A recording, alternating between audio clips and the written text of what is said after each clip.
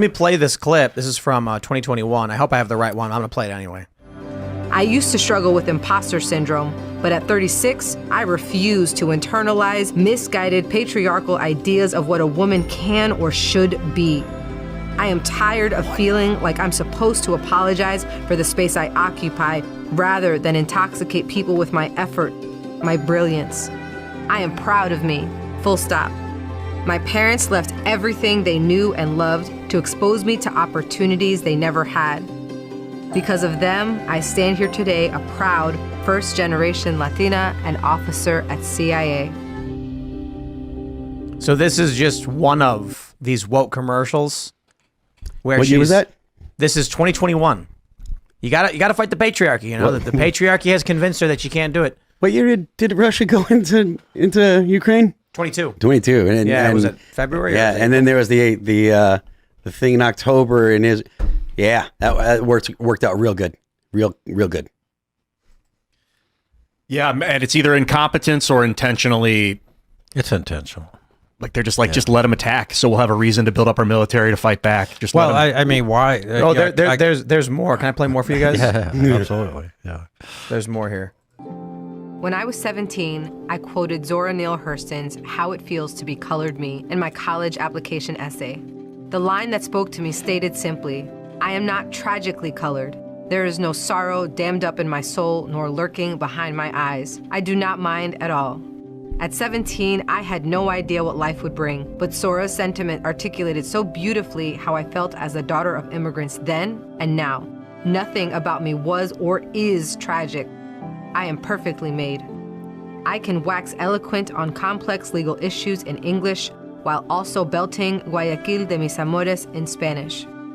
I can change a diaper with one hand and console a crying toddler with the other. I am a woman of color. I am a mom. I am a cisgender millennial who's been diagnosed with generalized anxiety disorder. I am intersectional, but my existence is not a box-checking exercise. I am a walking declaration. Sounds like it is. A woman whose inflection does not rise. Okay, we get it. The CIA is woke. This is their recruitment videos. This is why they're getting the rug pulled out from under them on all these things. They are moronic, and the scary thing is the interests of woke people are absolutely in misalignment with this country, and any way you cut it. So why is the border completely open and the country being ripped to shreds and Gen Z struggling to pay their bills? Because of woke CIA. You're 100% right. I was talking about this on PCC a little bit today. That's Pop Culture Crisis. Yes, Pop Culture Crisis on every day at 3 on the YouTubes. PopCultureCrisis.com. So right now we're starting to see the crisis of competence in a lot of places. So I think that we all think that, this is part of the reasons that CIA has problems. It initially started in the entertainment industry. You saw it where people were complaining about video games being uncreative, unoriginal, complaining about the way the characters were drawn. And then they responded and you start having these big games come out that aren't done when they get released and they have to be updated and blah, blah, blah. People are unhappy with them. Same thing was happening with the movie industry. Keep putting out remakes that aren't as good, degrading quality and stuff like that. It's because of the fact that you end up with people that are unqualified to do jobs, getting hired to do jobs because their friends end up in the human resources department of this. Now, this is happening this is obviously happening in the military. It's happening at CIA. It's currently, I saw the stuff coming out about the plagiarism at Harvard. That is directly connected to the DEI stuff. There is a problem at Stanford University, the medical university in California, I believe. Ben Shapiro was talking about it. There's problems with kids not knowing the courses or the basics and stuff that they need to know in high school. All of this stuff comes back to the fact that we are taking a portion of time that people are supposed to be given to one particular discipline, right? Whether it be flying airplanes, air traffic controllers, or intelligence, or whatever it is, that discipline is now being the time that's supposed to be dedicated to that discipline is now being eaten up by DEI and by critical theories and social justice stuff. And those kinds of programs do not get smaller. They only eat more and more and more of your time and funding. And that means your intended discipline or whatever continues to fail and have more and more problems. And this is exactly the reason that socialist countries fail. Their economies fail because they are not productive, because they end up eating up the time trying to make sure that everybody is a good communist or a good socialist. This has happened multiple times in history. You've got all kinds of examples of it. Yeah, Canada's calling, or was it the Toronto Star or whatever the paper was, calling for food price regulation? Yeah, we know where that goes. There was someone talking about that. What's her name in New York? The New York AG was talking about about the climate crisis and beef and stuff like that. If you going after a beef manufacturer because beef is bad for the environment. Yeah, if you let the government get in total control of food production, millions of people will die. Dude. That happens every single time the government gets in control of food production. There has been famines every single time in history. But I got to tell you, there's a lot that has been going on in this country that people won't fight for. But if you take away a man's cheeseburger, I really think you might be asking for trouble on that one. Because I mean, if I went to a restaurant and I said I would like a medium rare cheeseburger, and they said, is an Impossible Burger good? I would say no. No, it's not. You're talking about like what you were just talking about, Phil, is kind of like incompetence at the CIA, which could be leading to like inability to collect data and intelligence. I'm concerned with the more nefarious, like, the easiest thing to do would be let's let them just attack a little part of our country. A few thousand people are going to die, and that'll give our entire nation casus belli to declare war and focus the force of our GDP on anything we want and make so much money, and God bless those 3,000 sacrifices. And I don't know if that's what's going on. I'm concerned that that's where this country's been in the last decade, 23 years. I get that vibe with 9/11. I don't like that they had to stand down that morning and immediately went into Iraq, Afghanistan, instead of sold all that metal off to China in 3 weeks, immediately all that evidence. And then now we're seeing 7 hours in Israel. They're just Hamas is tearing them up for 6-7 hours. With no response? I think the DEI stuff is way more dangerous because it gives them justification. They're using it to get justification to, essentially to get into every aspect of your life. If they're going to use the climate and climate justice is what they're going to call it. They're going to call it climate justice. It's going to be connected to all of the left-leaning stuff. And there's more. It's going to be connected to all the left-leaning stuff. If they're going to use that, that's way more of a threat than a false flag. It's like more of a chronic threat, that behavior. But the acute threat would be the false flag that gets everyone in a moment to sign on the dotted line to go send the DEI, critical race theory, Green New Deal, all of this. It's just Marxism, and it's led to this recruiting crisis that we face today, because having run large school systems and parents vote with their feet, kids, teenagers vote with their feet. If they love what you're doing, they're going to be in your school. If not, they're going to go to charter or private or whatever. Same thing with the military. If the military unifies, offers a positive message, and is focused on a good mission, you're going to get oversubscribed. If what it is divisive, here, swallow this ideology, go get 6 shots, then it's going to do the exact opposite. What are we saw this Courage to Serve Act.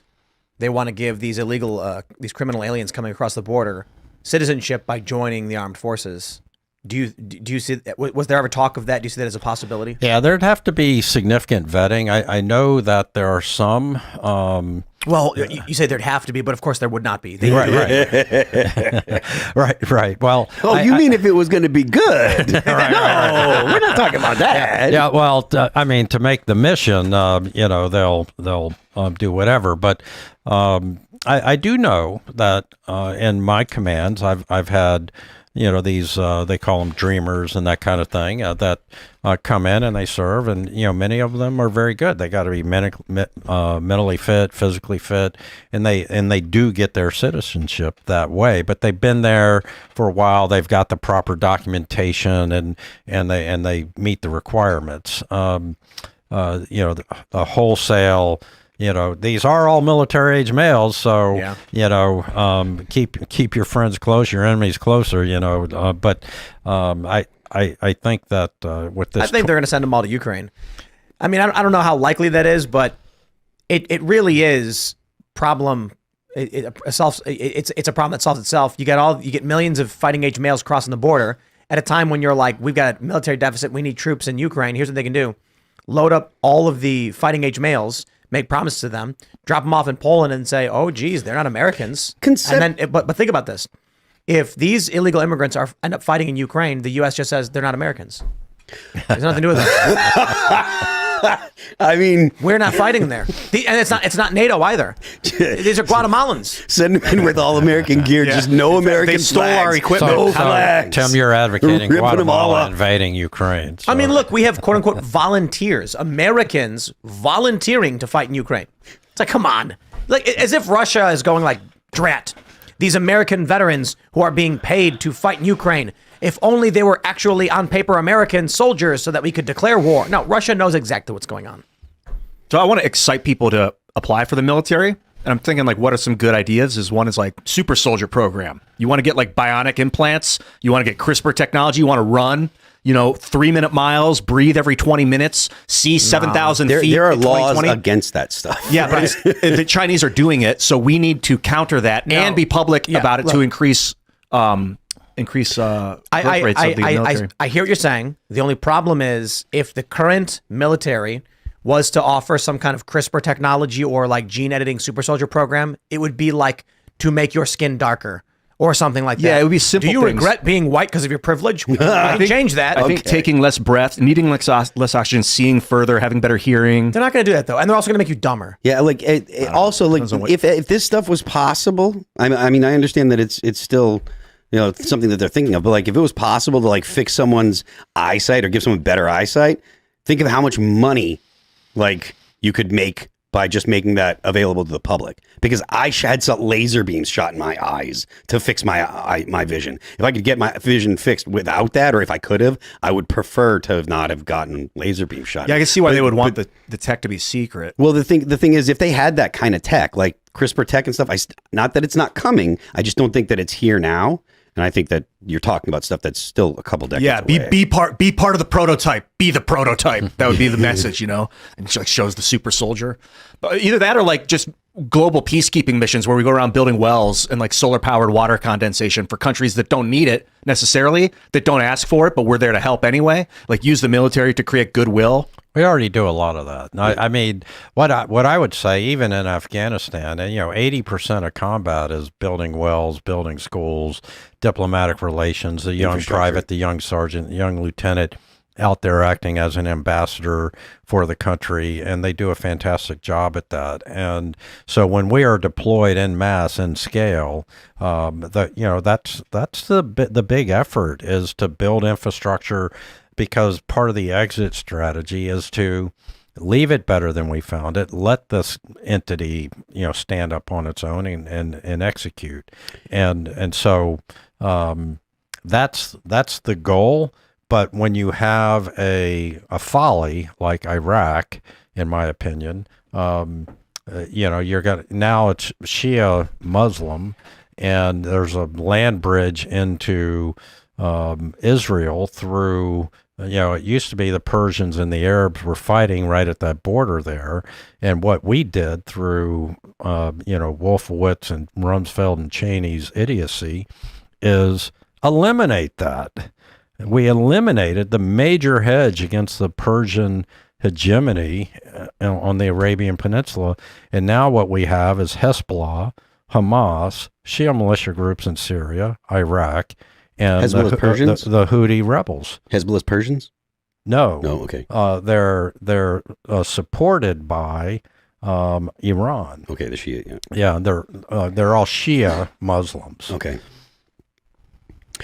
And So- that was what. Go Oh, ahead. sorry. Go ahead. Is when we debased the Ba'ath Party in Iraq is basically when they all just went and created a paramilitary Shia organization, and that's what we have now is ISIS. Yeah. Well, ISIS, Sunni is ISIS. ISIS is Sunni, and ostensibly that's why we still have some troops over in Syria and Iraq, up in the Kurdistan area and so forth, to defeat that. But the major point here is that this destabilization going on in the Middle East is fueled by Iran, with, in Lebanon and Gaza and Syria, Iraq, and Yemen. And I mean, they're disrupting supply chain through the Red Sea, where Maersk, the biggest shipping company in the world, saying, I'm not moving through there. Yeah. Thanks for watching this clip from the Timcast IRL podcast. Hang out with us live Monday through Friday at 8 p.m. and become a member over at timcast.com for uncensored, members-only shows exclusive. Thanks for hanging out, and we'll see you all next time.